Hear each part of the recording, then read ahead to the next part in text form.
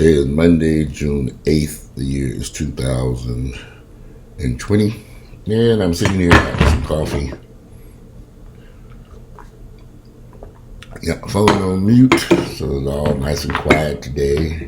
People accused me of texting folks last time, so the phone is on mute. Make sure of it. Make sure it's on mute. Yes, it's on mute. No one to text this morning. It's Monday morning early. Been a long few weeks. They've been marching and protesting and marching and protesting and marching and protesting. Y'all have seen everywhere I went, I saw marchers and protesters blocking streets and protesting, and large groups of people. They said these are probably some of the largest groups of protesters that they've ever seen.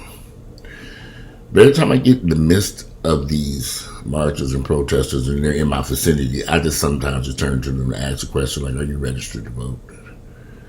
And I've asked enough people, but now of course I can ask thousands of people. But I've asked enough people to realize, for some reason, a lot of these protesters are not registered to vote.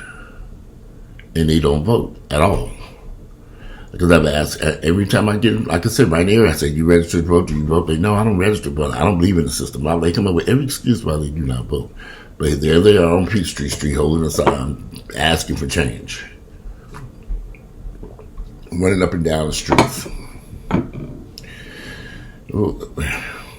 I don't know how y'all expect change to come about if you're not going to participate in the political system by voting and seeking political office, and you can't stand on the outskirts and just hold up a sign and throw your fist in the air and yell and scream. After a while, you become a nuisance to the people who do participate and vote, who are participating. Your voice isn't being heard if you're not in a polling booth. Because once you leave these marches and protests and go back home, as they will over the next few days, and you don't have a game plan to proceed forward with some type of political agenda, some type of directive, ideas. They're talking about defunding the police department. How you all going to make sure that they do move forward defunding certain police departments? I think it's a great idea. I think that we can do without police and come up with something different. In New York City, they spend $6 billion on police a year. It's a lot of money.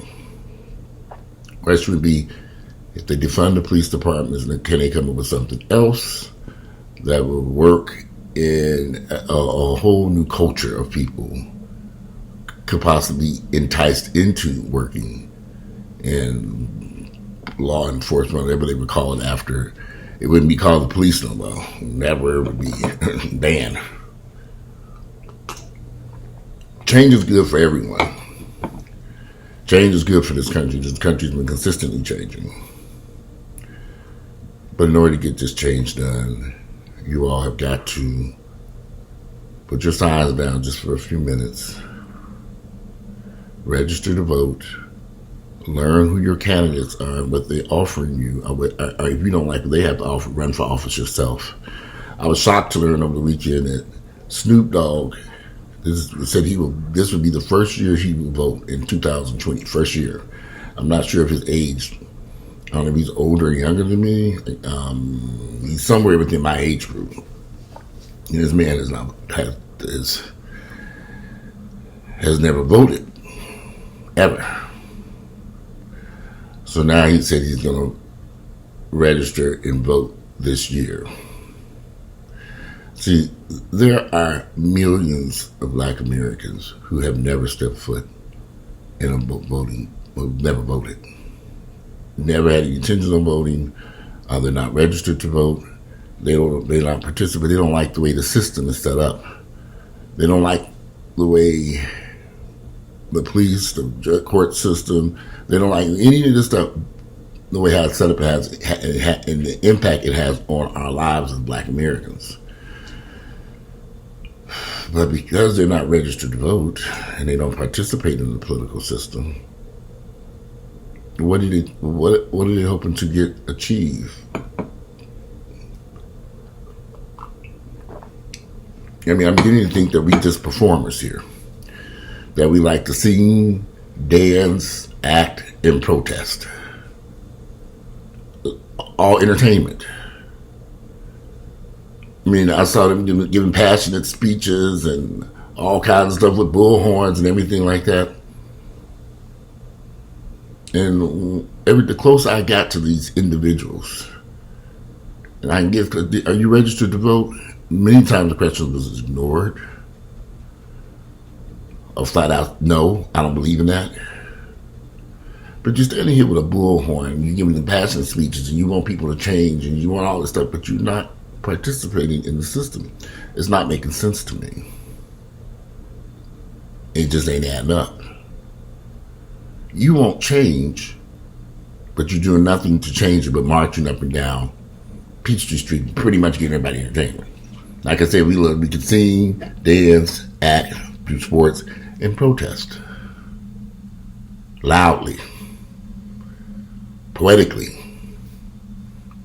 It's entertainment. And everybody with these signs marching, protesting, no justice, no peace. But what are we accomplishing?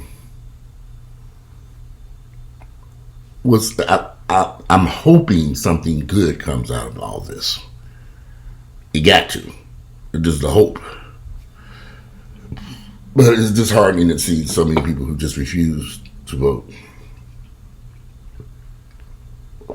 How many more Snoop Dogs do we have out there in the entertainment world who don't vote? I was shocked to learn that man hadn't voted. Ever.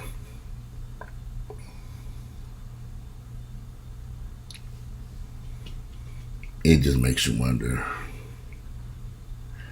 Y'all don't want to vote and participate, if you don't walk into a polling booth and start voting and make it your voice heard and vote for politicians and laws that work in our favor, nothing will be accomplished. Y'all got to get up and vote. You have to. It's almost like life and death. And I know that some of you all just can't understand how voting gonna change anything because you ain't never voted before. As it's said to me. And I'm not gonna argue with people back and forth about why you should vote, why you should vote. And common sense should tell you that these devious white people have spent billions of dollars to keep you from voting. They've tried everything that they can to keep you out of those polling booths for a reason. Because if you got in there and you voted in large numbers, you could change this country, and they know this. And they fought very hard to keep you all from blacks from voting. They didn't try everything under the sun. And if our votes really didn't matter, why would they spend this much money and time to keep us from going to vote? That should tell you something. That voting is essential in this country. Especially if you want to bring about change. So you have to get up. You got to participate. You have to vote. There's no way around it. Yeah, march at Peachtree Street. March all the way down Martin Luther King. Scream, rap, protest with bullhorns, and read poems and all kinds of stuff. And when you get finished with that, march your ass on into that polling booth and vote. Get it over with. And vote. Know who the candidates are and get involved. You can't just keep getting. This is starting to get insane. To be actively involved in marching and protesting, but you won't actively walk into a polling booth and vote or register to vote. Something's not right here. But you expect change to happen. Anyway, this is a short video because I haven't talked about this until I'm about blue in the face. Today is Monday, is June 8th, the year is 2020, and I'll be back later on. I'm out. Bye.